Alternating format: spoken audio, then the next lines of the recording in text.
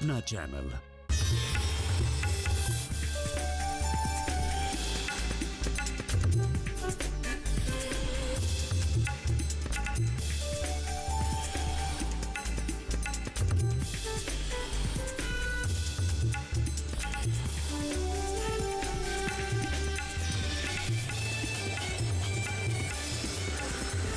TV के साथ बदलते भारत की शान।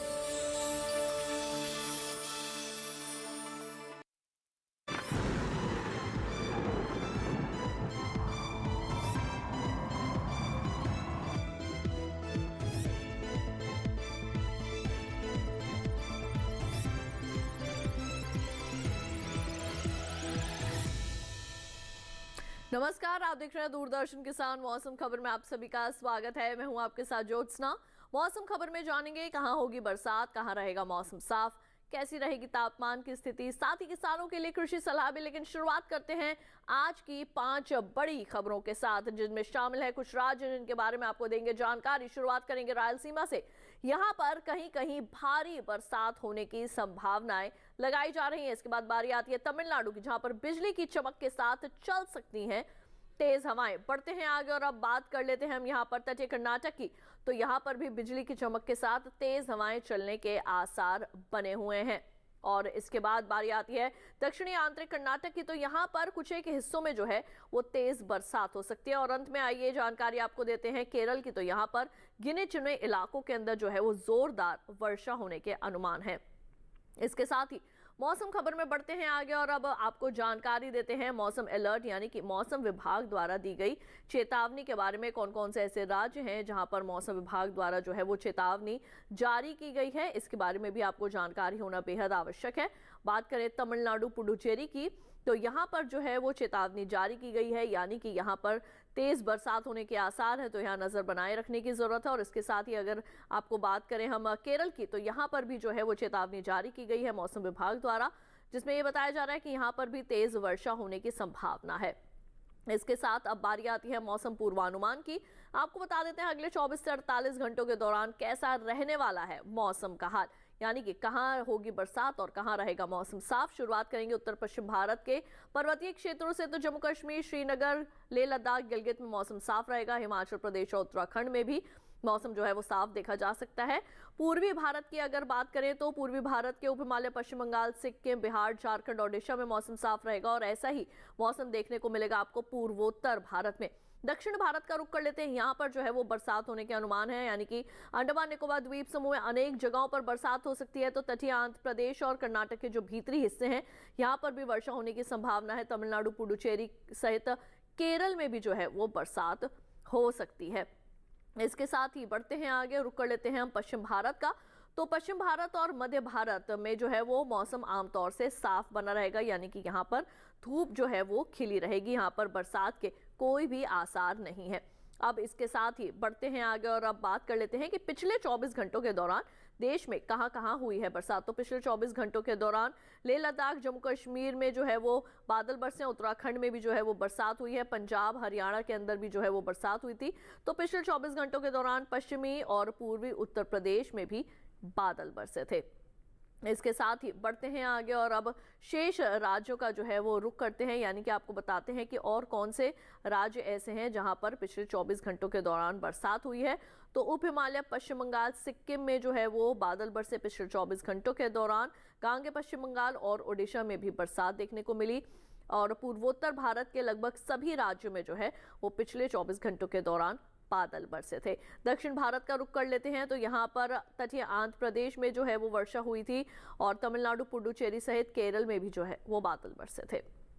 यह हमने आपको जानकारी जो है वो दी है मौसम की चाल की, यानी कि पिछले 24 घंटों के दौरान देश में कहां कहां पर बादल बरसे थे, ये आपको हम बता रहे हैं। इसके साथ ही अब आइए रुक कर लेते हैं गुजरात का। तो यहाँ पर भी पिछले 24 घंटों के दौरान जो है वो वर्षा देखने को मिली है।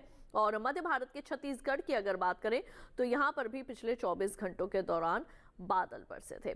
ये हमने आपको जानकारी दी है मौसम की चाल के बारे में। तो मौसम खबर के अंदर इस वक्त समय हो चला है एक छोटे से ब्रेक का। जल्द लौटेंगे वापस, कहीं मत जाइए, देखते रहिए दूरदर्शन के साथ।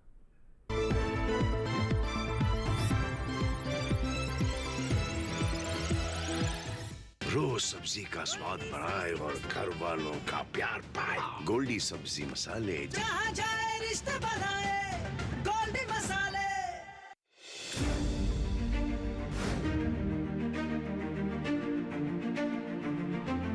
फसलों के भाव से लेकर उनकी आवक तक, पैदावार से लेकर बुआई के क्षेत्रफल तक, आयात से लेकर निर्यात तक, घरेलू से लेकर वैश्विक बाजार तक, मंडियों की सही और ताजा जानकारी पाएं। विशेषज्ञों की राय का लाभ उठाएं। देखिए मंडी खबर सोमवार से शनिवार शाम 5 बजे सिर्फ दूरदर्शन किसान पर।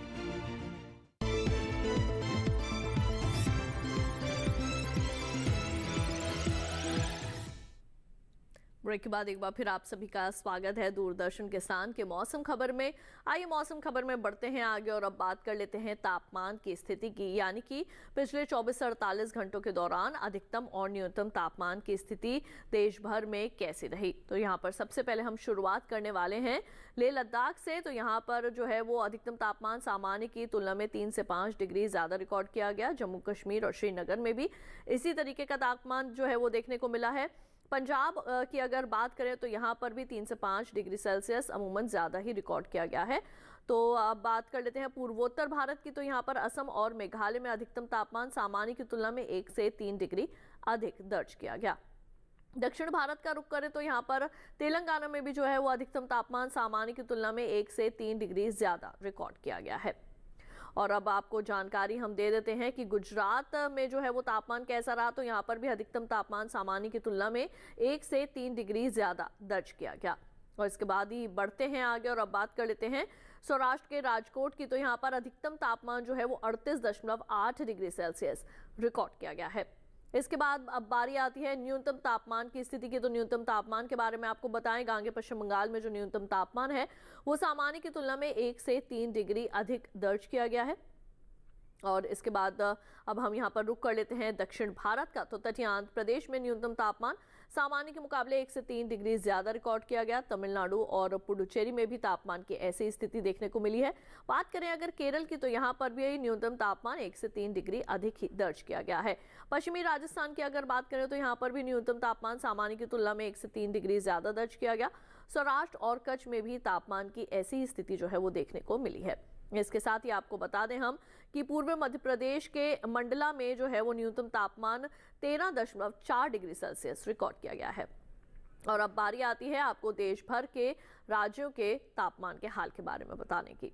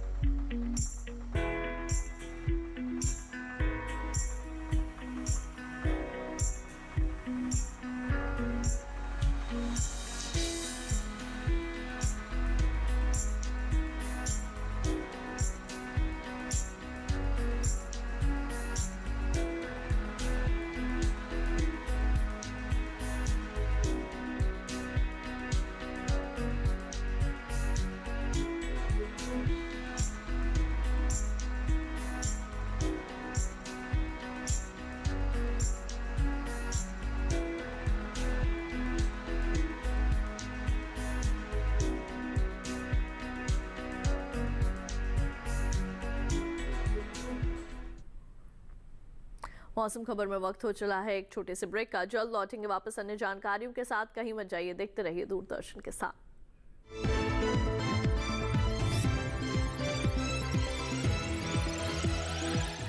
रोज सब्जी का स्वाद बढ़ाए और घर वालों का प्यार पाए। गोल्डी सब्जी मसाले। जहाँ जाए रिश्ते बनाए गोल्डी मसाले।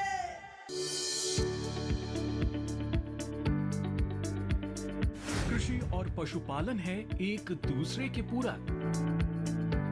घर आंगन से लेकर व्यावसायिक फार्म तक, मुर्गी पालन से लेकर रेगिस्तान के जहाज तक। बीमारियों से अब पशुपालक ना हो परेशान। विशेषज्ञ करेंगे आपकी समस्या का समाधान। जुड़िए हमसे, पूछिए अपने सवाल। ईमेल के जरिए भी आप हमारे साथ जुड़ सकते हैं। हमारी ईमेल आईडी है ddkisanapc@gmail.com। हमारे टोल फ्री नंबर हैं 1800-113060 और 1800-113061। देखिए अपना पशु चिकित्सक हर रविवार शाम 6:30 बजे दूरदर्शन किसान चैनल पर।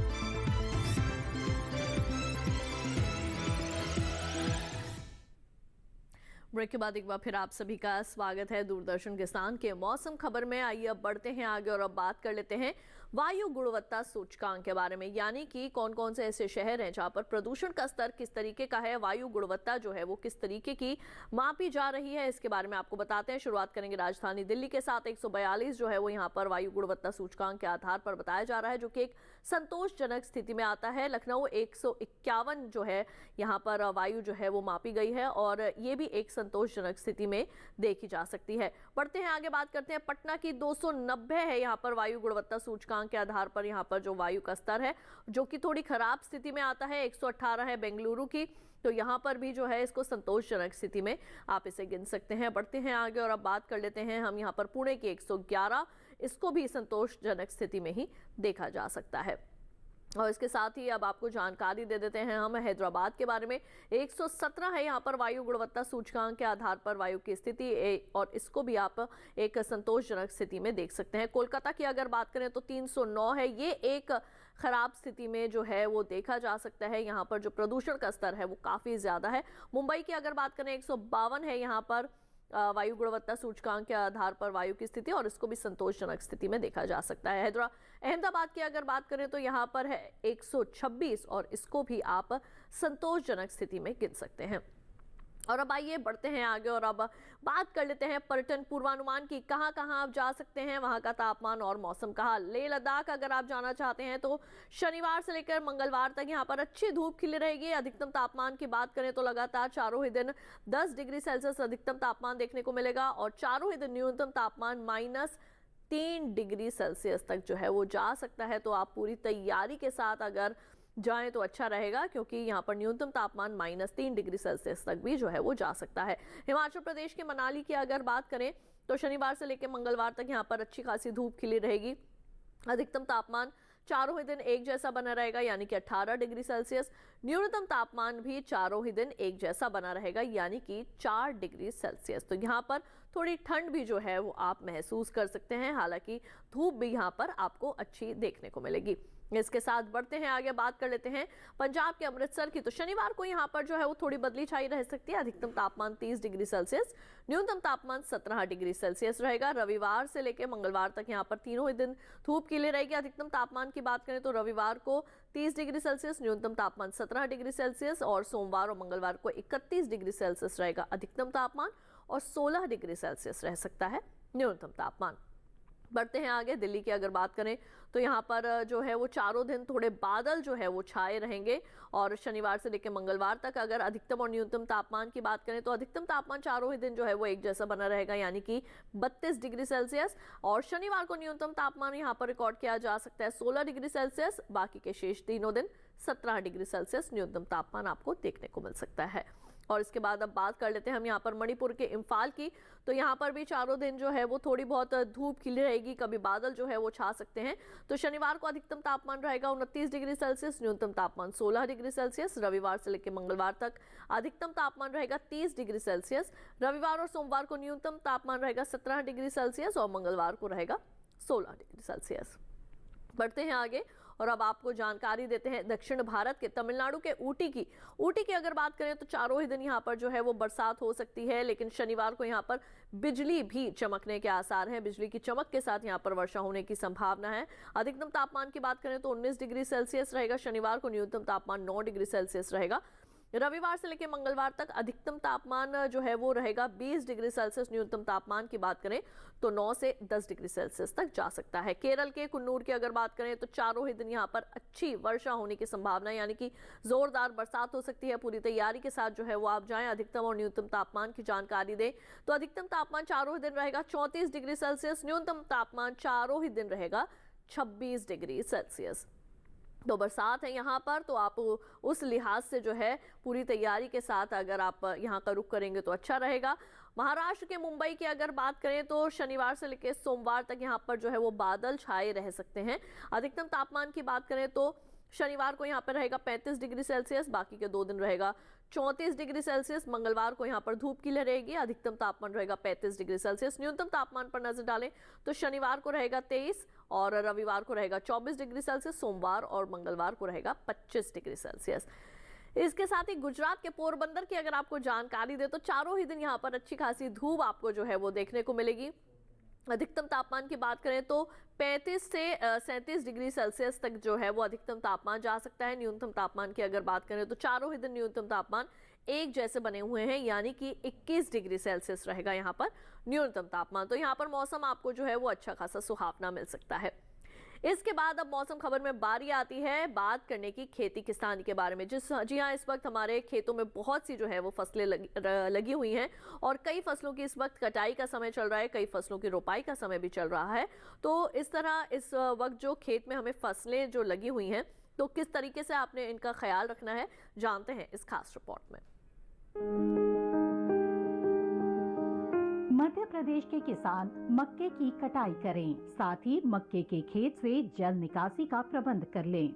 किसान सोयाबीन की कटाई कर सकते हैं। सोयाबीन के खेत से पानी की निकासी की उचित व्यवस्था करते रहें। यही धान के खेत से खरपतवार निकाल लें। अभी टमाटर और बैंगन के खेत से जल निकासी का प्रबंध कर सकते हैं। टमाटर और बैंगन के खेत की देखभाल करते रहें। बैंगन के खेत में जरूरी उर्वरक का प्रयोग करें। इसके अलावा किसान लाल मिर्च के खेत से पानी की निकासी की उचित व्यवस्था करें। साथ ही लाल मिर्च के खेत में जरूरी उर्वरक डालें। मध्य प्रदेश में भिंडी और पालक के खेत में जरूरी उर्वरक का इस्तेमाल कर सकते हैं। छत्तीसगढ़ में धान के खेत में जरूरी उर्वरक का प्रयोग कर लें। धान के खेत से जल निकासी का प्रबंध कर सकते हैं। धान के खेत से घास फूस निकाल लें। किसान धान के खेत में पर्याप्त नमी बनाए रखें। यहाँ उड़द और मूंग की कटाई करें। इसके साथ ही उड़द और मूंग के खेत से पानी की निकासी की व्यवस्था कर लें। इस समय टमाटर और लाल मिर्च की बुआई करें। टमाटर और लाल मिर्च के खेत से खरपतवार निकाल सकते हैं। छत्तीसगढ़ में शिमला मिर्च और बैंगन भी बोएं। अभी फूल गोभी की बुआई कर लें। किसान पत्ता गोभी की बुआई करते रहें। यही किसान मटर की बुआई भी कर लें। मटर में जरूरी उर्वरक का भी इस्तेमाल करें। तो अभी आपने जाना हमारे मध्य प्रदेश और छत्तीसगढ़ के किसानों को इस वक्त अपने खेतों में क्या कुछ अहम कार्य करने की आवश्यकता है। इसके साथ ही बढ़ते हैं आगे और आइए कुछ और जानकारी हासिल करते हैं। भारत मौसम विज्ञान विभाग पुणे से हमारे साथ जुड़े हैं डॉक्टर आशुतोष मिश्र। उनसे वो क्या जानकारी दे रहे हैं खेती किसानी से संबंधित, डालते हैं एक नजर। केरल में आगामी कुछ दिनों के दौरान अनेक स्थानों पर बारिश के साथ तेज हवाएं चलने की संभावना है। साथ ही 28 से 30 अक्टूबर के दौरान 1 या 2 स्थानों पर भारी बारिश होने की चेतावनी भी दी गई है। इसके चलते दक्षिणी केरल में किसान भाइयों को अदरक, धान, केले और सब्जियों के खेतों में जल निकासी की उचित व्यवस्था करने की सलाह दी जाती है। हालांकि उत्तरी क्षेत्र में केले और टमाटर के पौधों को सहारा प्रदान करने की सलाह भी दी जाती है। तमिलनाडु में 29 और 30 अक्टूबर को 1 या 2 स्थानों पर भारी बारिश होने की संभावना को देखते हुए किसान भाई पपीता और हल्दी इत्यादि में जल निकासी की व्यवस्था करें। असम में तिल की फसल की कटाई करें। मिट्टी में उपलब्ध नमी का उपयोग करके आलू की रुपाई एवं कट्टू की बुआई जारी रखें। मूली, फूलगोभी की रुपाई जारी रखें। मक्का, तोरिया, सरसों, बैगन एवं टमाटर की बुआई करें। मेघालय में मिट्टी में पर्याप्त नमी होने के कारण गोभी, फूलगोभी, ब्रोकली, लाई पत्ता आदि की बुआई जारी रखें। परिपक्व बैगन, मिर्च और कद्दू वर्गीय सब्जियों की कटाई भी जारी रखी जा सकती है। उड़ीसा में परिपक्व धान और मूंगफली की कटाई करें। कपास की तुड़ाई करें। कम अवधि वाली फसलों जैसे उड़द, मूंग, तिल, चारा फसलों आदि की बुआई भी कर सकते हैं। बिहार में धान की कटाई करने के लिए समय उपयुक्त है। इसके साथ ही कम अवधि में परिपक्व होने वाली तोरिया, अगैती आलू, लहसुन, सूरजमुखी और सब्जियों की बुआई भी की जा सकती है। आंध्र प्रदेश में मूंगफली की कटाई एवं धान, मूंग, मक्का आदि फसलों की बुआई के लिए समय उपयुक्त है। तेलंगाना में चावल और सोयाबीन की कटाई तथा सिंचित परिस्थितियों में मूंगफली, अरंडी, अरहर, मूंग, उड़द और ज्वार की बुआई भी कर सकते हैं।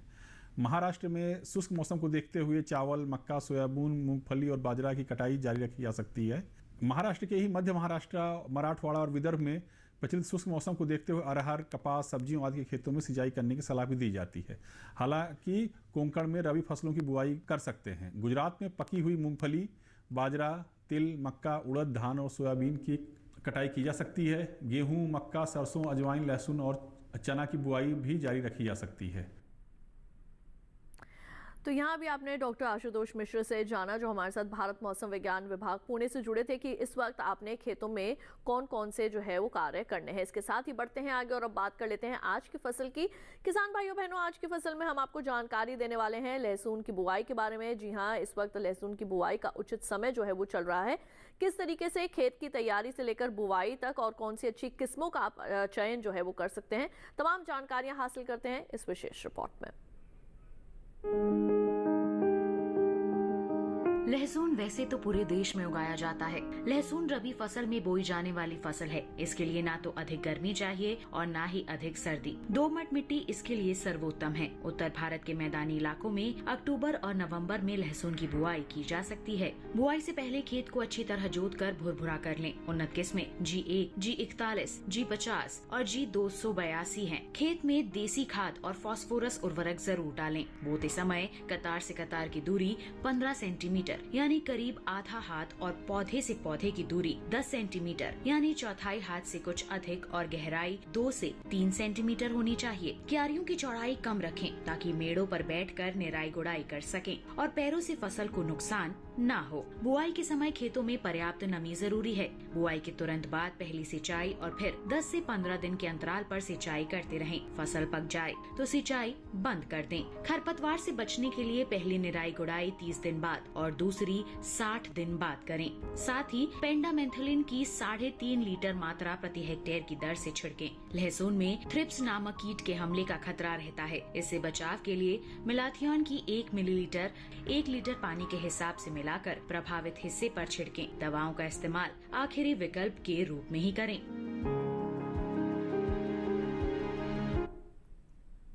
तो अभी आपने लहसुन की बुआई से संबंधित भी तमाम विशेष जानकारियां हासिल की। इसके साथ ही आपको बता दें, अगर आप मौसम खबर को दोबारा देखना चाहते हैं तो टीवी स्क्रीन पर दिखाया जा रहा है इस QR कोड को स्कैन कीजिए। इससे सीधे आप हमारे YouTube चैनल पर चले जाएंगे। वहां जाकर आप एक बार फिर से ले सकते हैं मौसम का हाल मौसम खबर के साथ। और इसके साथ ही आज के लिए मौसम खबर में बस इतना ही। उम्मीद है मौसम खबर से आप सभी को मदद मिल रही होगी। मौसम का ताज़ा हाल और कृषि सलाह लेकर फिर होंगे हाजिर।